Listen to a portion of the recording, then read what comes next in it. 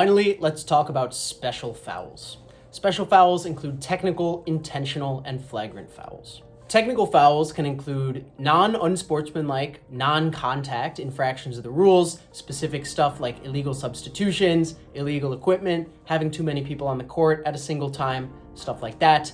But it will most frequently involve unsportsmanlike conduct that is non-contact, or contact during a dead ball that is not incidental. Technical fouls most often include excessive swearing, coming at you and insulting you as an official, insulting opponents, or kind of minor but intentional contacts during a dead ball, like little shoves, shoulder bumps, stuff like that you think rises to the level of a technical foul. It's very much in the opinion of the official. As you get more officiating experience in, you will learn what constitutes a technical foul and what does not.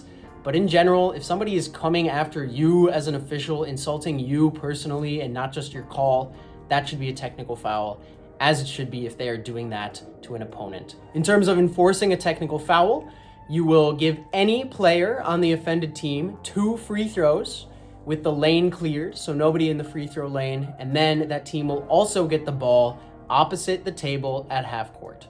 So they get 2 free throws and they get the ball afterwards. Intentional fouls include any foul during live ball play that, as the name would suggest, is intentional or is clearly not a move on the ball, not a normal thing that would happen during the point of the game. So this can include going and pushing somebody that has a wide open layup, or grabbing and holding somebody, stuff like that. You may notice that towards the end of the game, a team that is losing may intentionally foul the other team in order to give them free throws and a chance to get the ball back. As long as these fouls are not violent, they should be called as common fouls rather than intentional fouls, even though they are intentional. But if it's happening off the ball or it is way past the level of what we would consider normal, then obviously you want to call that an intentional foul. For enforcing an intentional foul, you will give the offended player 2 free throws with the lane cleared, and then the ball back at the point of interruption. So like a technical foul, they will get 2 free throws and the ball back.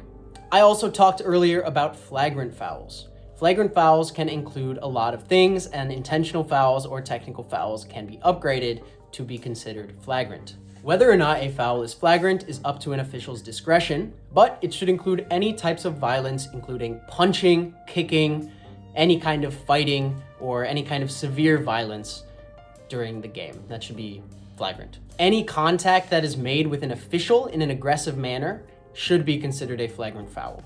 So if somebody gets fouled on an attempt and bumps into you as an official and knocks you over, that shouldn't be a foul. It was an accident. But if somebody is frustrated with you and so much as lays a single finger on you or another official, that is an immediate flagrant foul and an ejection for that participant. Finally, any use of slurs, epithets, or extremely vulgar language towards an opponent should be considered a flagrant foul. Typically, just swearing in frustration would not be any kind of foul. Swearing at an opponent, something like F you, would just be a technical foul. But obviously, if it rises above that, that should be a flagrant foul and an ejection. If you do have to eject somebody for either a flagrant foul or a second technical foul, please stop the game clock immediately, send both players back to their benches, and have one official go and fetch a supervisor. The supervisor will make sure that the ejected participant leaves the building. Also, please try to remember as much information about the ejection as possible, including getting the name of the ejected person from their teammates if possible, as the supervisor will need to fill out a report for the ejection.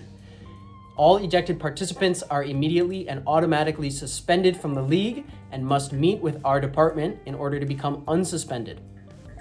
The suspension can range from just a week to an entire season or more if the act was truly, truly bad. So make sure to remember as much as you can and relay that to the supervisor for their report if you do eject somebody.